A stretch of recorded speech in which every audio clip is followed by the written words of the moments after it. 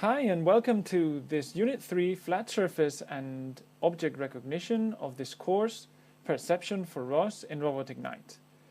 So first of all, thank you for your support. If you like the videos, please leave a thumbs up and subscribe if you want to know more about the videos of more courses that we do and extra videos and answers and so on. So let's start. So this unit talks all about object recognition and flat surface that is really very connected to object recognition.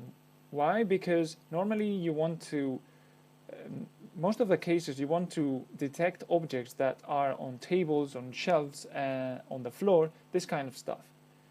It's strange that you find an object floating around or in a vertical surface of some kind, I don't know, some strange surface. Normally it's a flat surface. So that's why we do flat surface with object recognition.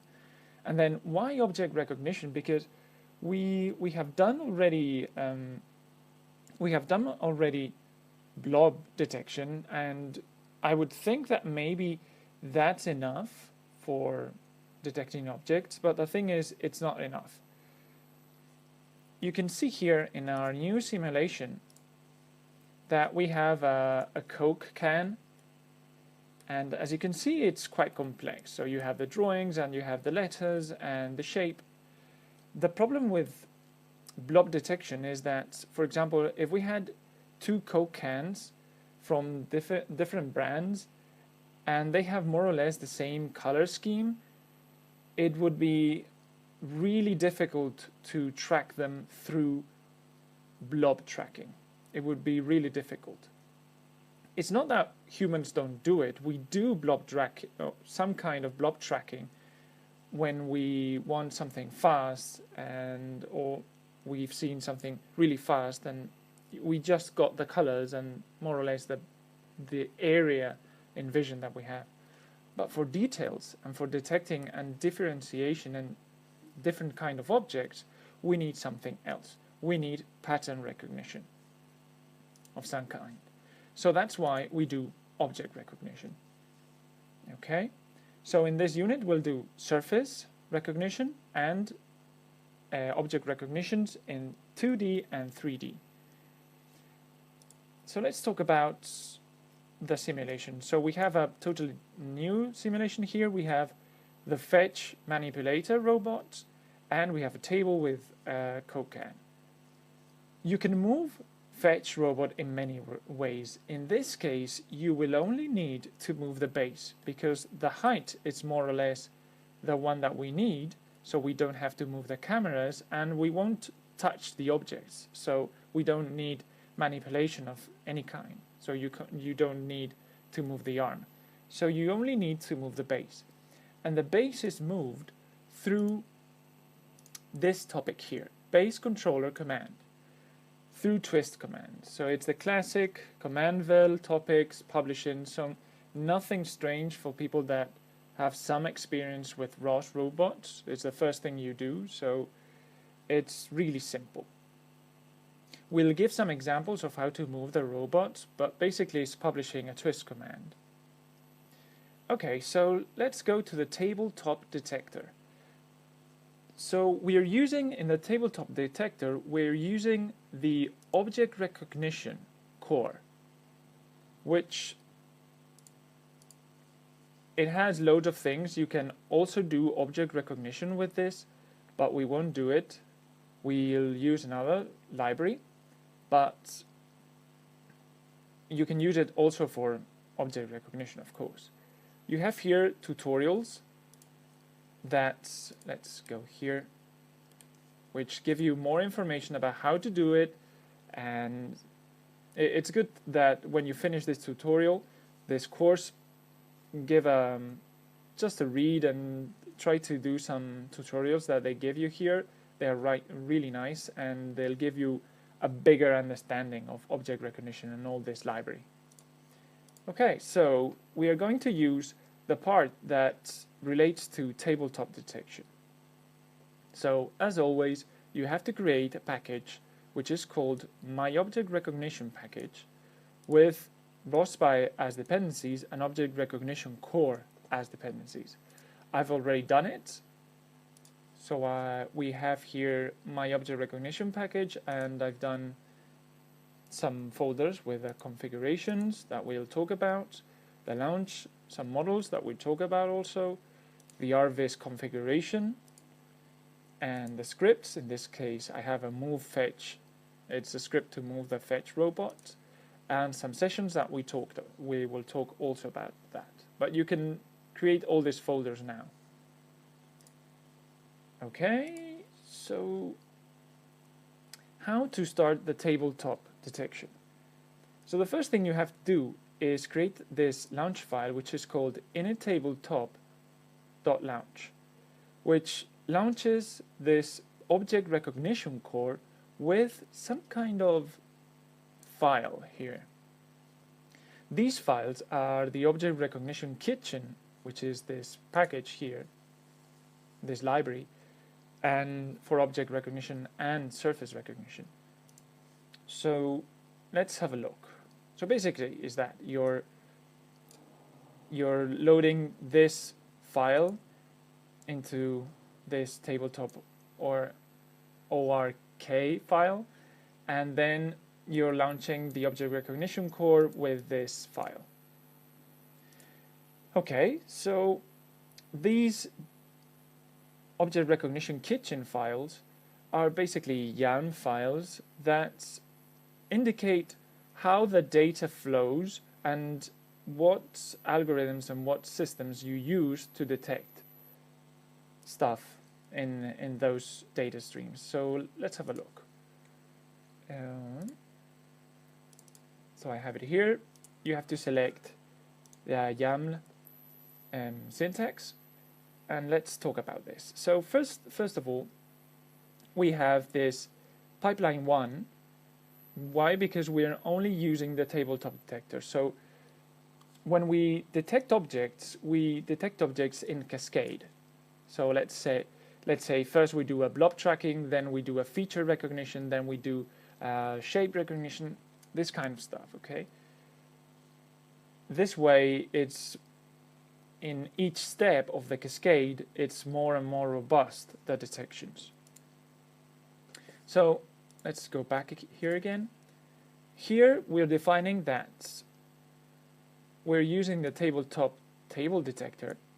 The module is object recognition tabletop, and the inputs are the source 1, which is here that we are going to talk right now, and the output is this sync number 1, which is this one. This is the outputs and how you'll do it, okay?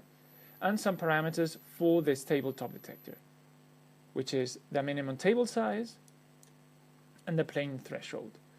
You can leave it as it is more than enough, but we are going to talk about this because this is the main feature that you need to change if you use another robot, which is highly probable. It's highly unlikely that you all use the fetch robot. So here you have the RGBs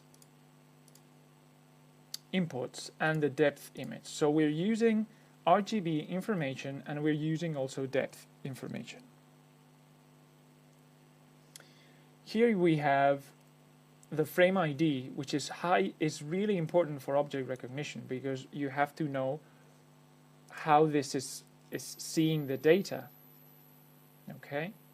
Then we have the RGB image topic, so the raw data, let's say, and then camera info, so where it's pointing, the detection range, and so on. We'll see that if not in this chapter, maybe in future chapters, so don't worry about that. And then we have the depth image topic and camera info, also the same. It's needed to make the detections, but basically what you're doing is getting information from an RGB camera and also a depth sensor, so an Ixtian, a Kinect, something like that. Okay, so we have this, and we just have to launch it. So let's launch this script and see what we get. So I'm launching this. Okay.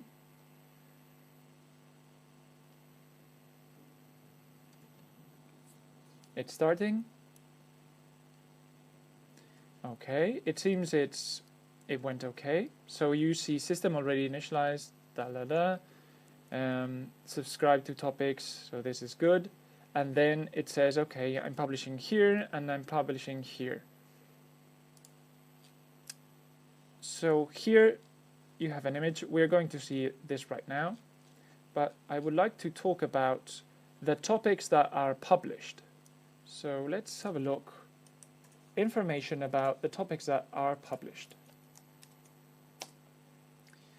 So we have this type, object recognition messages, table array, and if we echo some,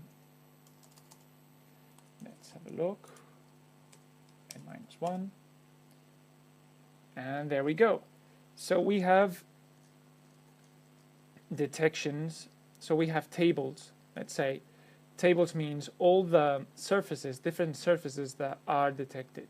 So you have always the pose, the convex hull, which is essentially the area points in space that define that surface. As you can see, there are many here, but you have here you see that we have 1, 2, 3 surfaces detected with their position and orientation. The position and orientation, it's the vector that defines the surface, let's say. That vector is used to know more or less where's the center and if it's upside down or is oriented vertically and so on. Okay, it's much more useful than the convex hull, really. Okay, so let's have a look. So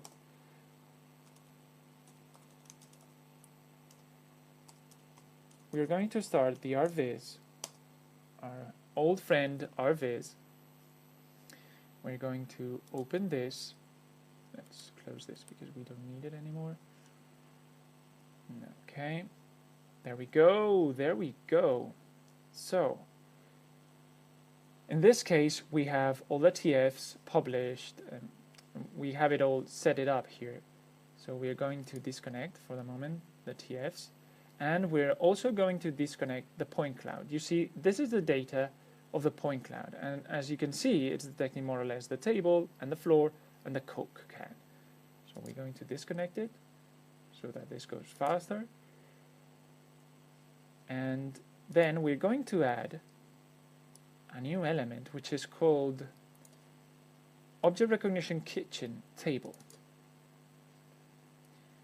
And here we have to select the topic, table array, and there we go. So these are the detections of the more or less the surfaces. As you can see, it oscillates a lot. Let's put it like this so we can see in 3 dimensions. So we have detections on the floor and the table, which is more or less constant. So let's draw the bounding box, and so the blue lines are the convex hulls, the data that we talked about just a minute ago. And the bounding boxes are these yellow lines, which essentially is what we are interested in, because this is more or less the concept that we have of this table is more or less this size, and here more or less we can guarantee that here there's a surface. So to move around and so on, you know that there's a surface there. Okay, and as you can see, there's always, if we disconnect this, we have this top, which is the vector that indicates the orientation of the surface. So if we zoom in a bit, sorry, There we go. So this is the table. So let's activate the bounding box. So this is the table. So we know that more or less the table is around here, and we know that it's in this orientation. As you can see in the floor, sometimes it's upside down, sometimes it's upwards, it depends. In this case, we would filter only the ones that have this, more or less this height, and the other ones we would filter them out.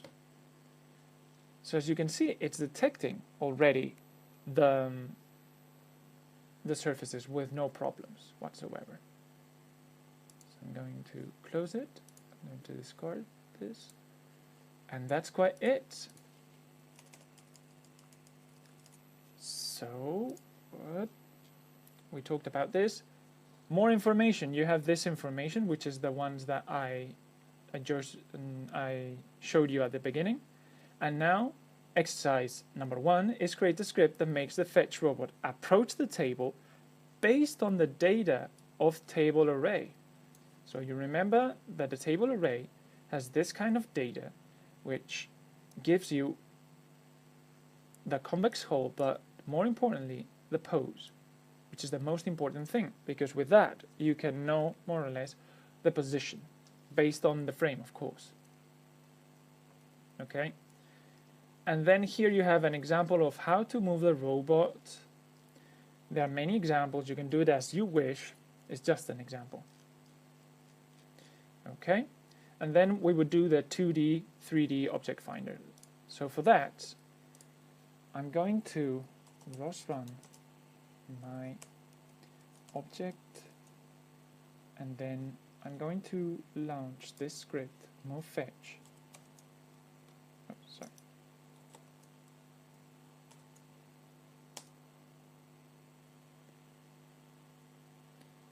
This script just moves the fetch robot a bit closer so we can do object recognition correctly, because object recognition is important that you're close enough so that the features, most features or all the features can be detected. Otherwise you'll only detect a red blob with some tiny little white things in this case. Okay, so we're here. Object recognition. So now we change of topics. So we won't use the object recognition kitchen to do the object recognition, but know that in more advanced topics we'll probably do another course only for this. But here we are going to use this find object library, find object 2D library, which you can also see here. It's called the find object, and it's used for many things, not just what we're going to do. It's also used for RTAB, which is navigation with vision. We have a course about that, so if you're interested, when you finish this course, or when you want, start that course on RTAB navigation, because it's really interesting seeing how this works.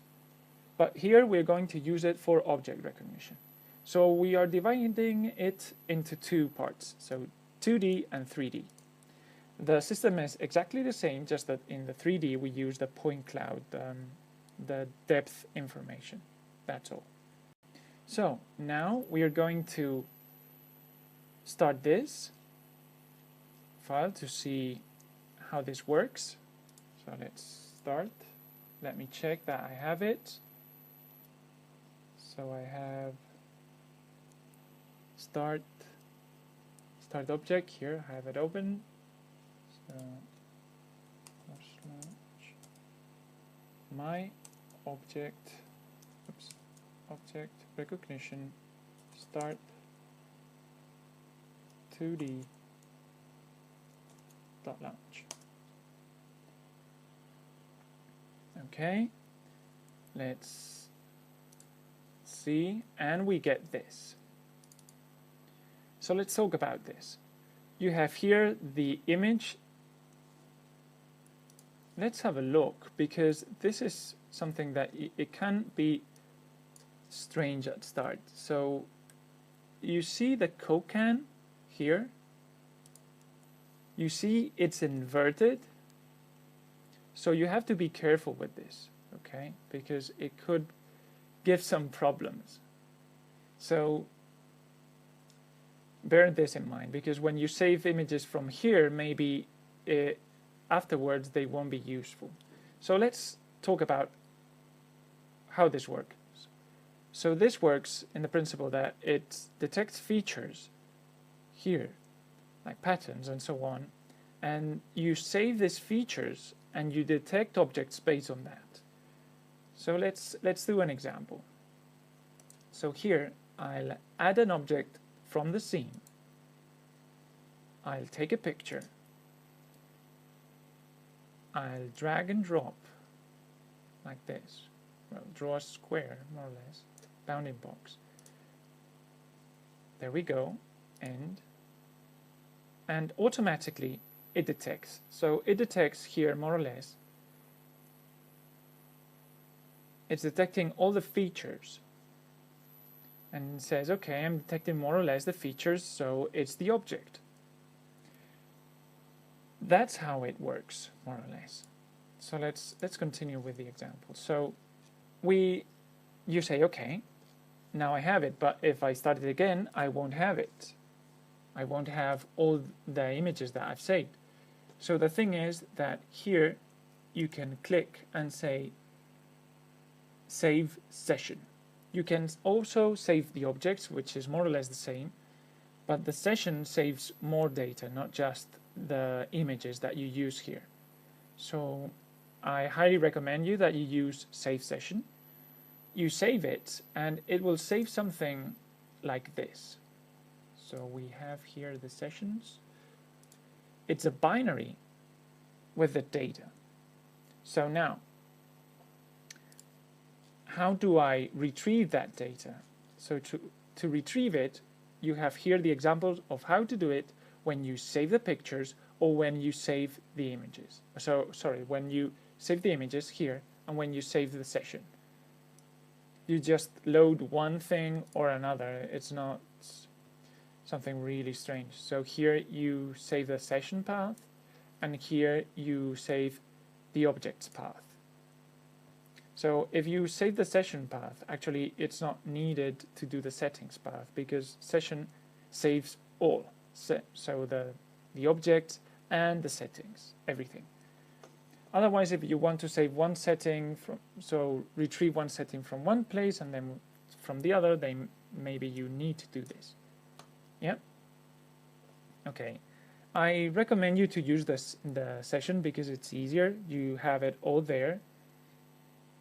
So exercise number 2 is create a launch file that starts the 2D object recognition through the save session. So pause the video, do it. Okay, you've done it. So we close this. If we, for example, we close this here, we say no, and then we start the session.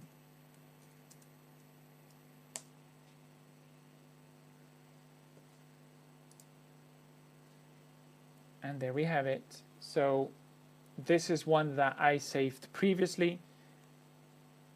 So as you can see, it's detecting more or less all the features. Fantastic.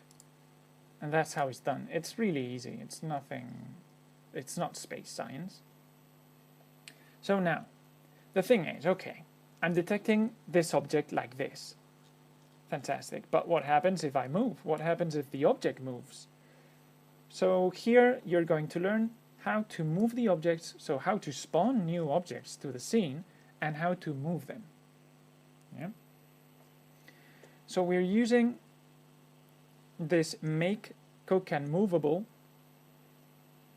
which it's using a package that we've created for this. So what it does is publish in the gazebo, so in the simulation, so that you can, through publishing into a topic, you can move objects around, the objects that you have in the scene. So you have this make CodeCan movable that you have to pass only the arguments, as argument the robot name, so the model name, and then launch this move model launch. That's it. This will make it movable. It will publish a topic, it will listen to a topic that you publish, and then you can move the CodeCan. And then you have move the CodeCan through a keyboard, which is the most basic and easy way of doing it. The same thing. You just use this Spawn Robot Tools package and model twist keyboard, and what it does is publish this twist commands in the topic of this CodeCan. That's it. So as you can see, the only thing that you need is knowing how the model is named in the scene. For the people that won't use simulation, this is not very useful, but for people that want to do simulation, and also for the people that want to learn this, you'll need to know this. So let's close this, and let's do a service call. This service call gives you all the models that you have in the scene. So you have a ground plane, two ground planes actually, so the basic and the new one that we put on top. Then we have the table, this one, the CodeCan, and the fetch robot. Yeah. Okay.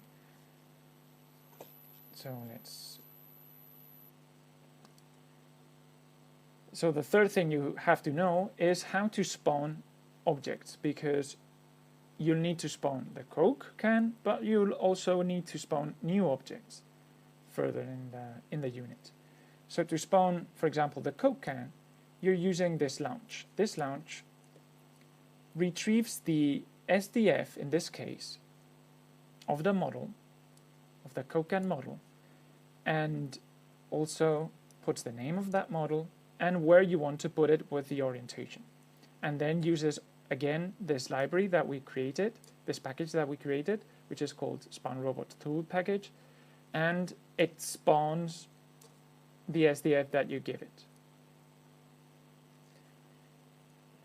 So at the end, what you need is a spawn ready coke, let's say, that what it does is spawn the coke and make it movable at the same time. Okay, once shown this, what you have to do is do the exercise number 3, which is you have to delete the coke, then spawn a new one and make it movable, then move it around to see how robust is your system with one image, and then take as many pictures as you need so that the detection is robust and you always detect the coke no matter how you turn it and move it around. So pause the video now, try it yourself, and then we'll see the solution. Okay, so you should have something like this. So if you turn the coke around, you'll always get minimum 1 detection, maybe 2. So let's see more or less how you should have done it. So the first thing is ROS launch my object, make the CodeCan movable in this case because I don't need to spawn it. We have it already. Okay, and now I'm going to move it around. ROS launch. ROS topic pub the coke geometry message twist, and let's move it around, for example, with, I don't know, 2. There we have it. And now we ROS launch my object.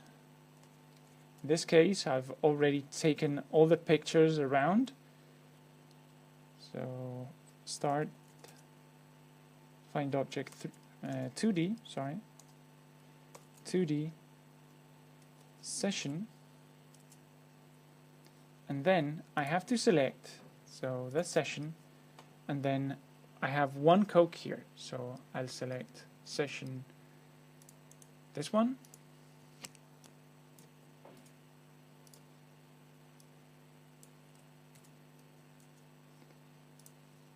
and I launch this.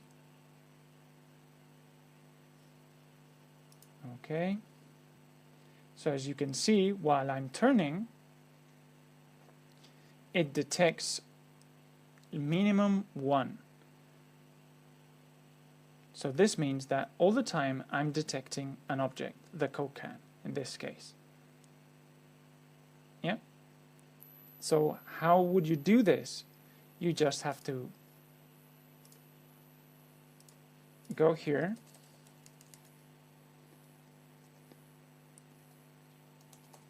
stop the Coke can, and then make the picture. So edit, add object in the scene, add it, and you'll add one, then turn a bit, then add the other one, turn a bit more until you stop seeing it, stop detecting, then you add another one, and so on until you have 360 degrees coverage. Yep. Okay, fantastic. So we are just there. So we're going to stop this, and this also. This is stopped already. And let's continue. Okay. 3D object detection.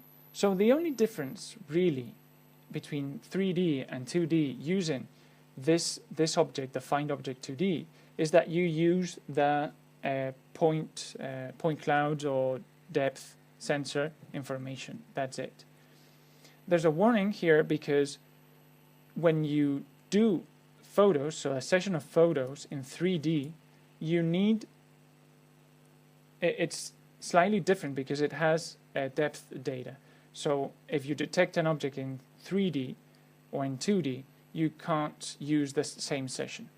So for the 3D system, you have to do another session of 360-degree photographs. Okay? Okay, so the start find object 3D session, it's a bit more complex.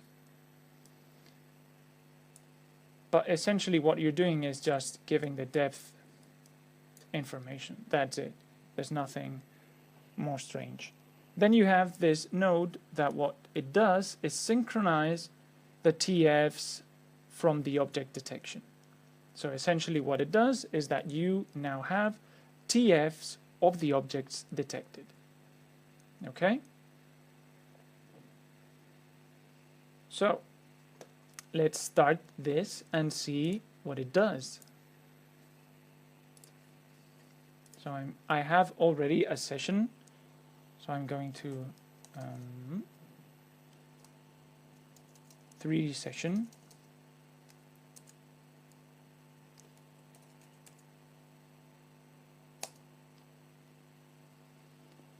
Okay. Now it's detecting, you see? Now it's detecting. And here you have a command. Let's go here. ROS run object find print object detected, and you'll get some information. Sorry. Of the objects detected. In this case, it is detecting the object 8, so it's one of the photographs. As you can see here, it's slightly different, the patterns, or the coloring and so on, but it's detecting number 8, so you see object number 8. In this case, all the objects are the same one. So you should filter that. So if you go to the RViz, so let's go to RViz, ROS run RViz.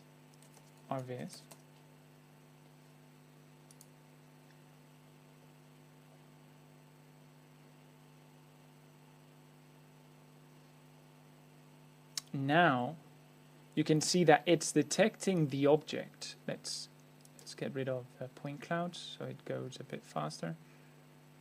Okay, so you can see here the object 8 with the tag and more or less the orientation. The orientation, it won't work as well with cylindrical as it would work with prismatic objects, like for example boxes. It would work much better. But essentially you have this.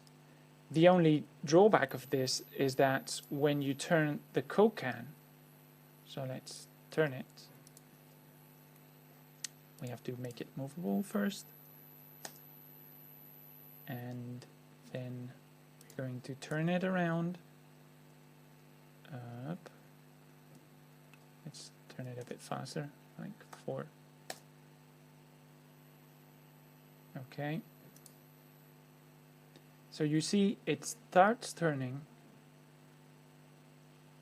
and it appears another object. So you'll have to filter this so that you consider that it's the same object. Okay? Fantastic. So we're going to stop the Coke can. Yep. And well, we could stop it like this, just like that. Then I'm going to stop the object detection and the rviz. Perfect. So your turn. You have to do exactly the same thing that I did. Just create the files, launch it, and see that all works okay.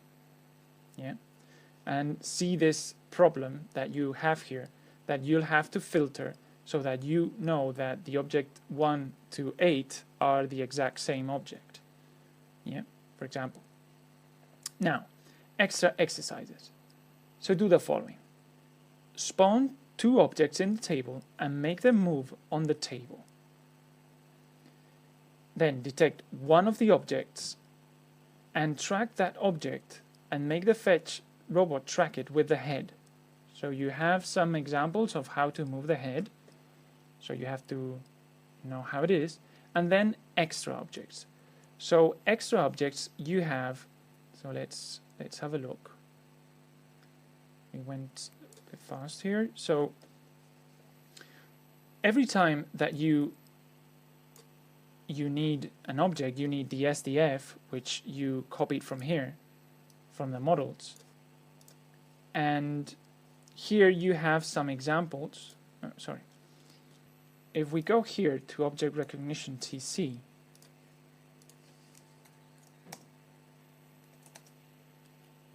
and we go to Models, you have here 3 models that you can use to make detections.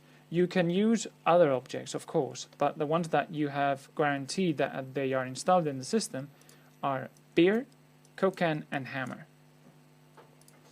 So you just have to copy that to your models folder like this, and then spawn it like you did with the Coke can.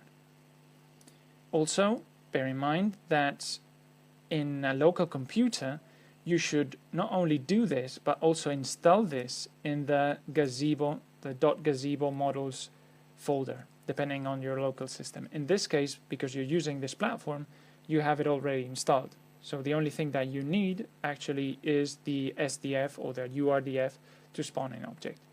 If you want more information of how to do this and various systems of how to spawn objects, please do the courses on TFs and URDF creation. And that's quite it. So just talking about the project exercise. So in the project exercise, what you have to do is recognize the bone. There's a plastic pink bone for the eyeball, and you have to recognize it and go to the location where you detect it. That's it. Okay? So congratulations, you now know how to do object recognition and surface recognition. And in the next unit, we are going to talk about face detection and tracking faces of humans. The next, so unit 5, so unit 4, 5, and 6, it will talk all about people, related to people. So face recognition and the face detection in the first one, face recognition in the second one, and in the third one, people tracking. Okay, so see you.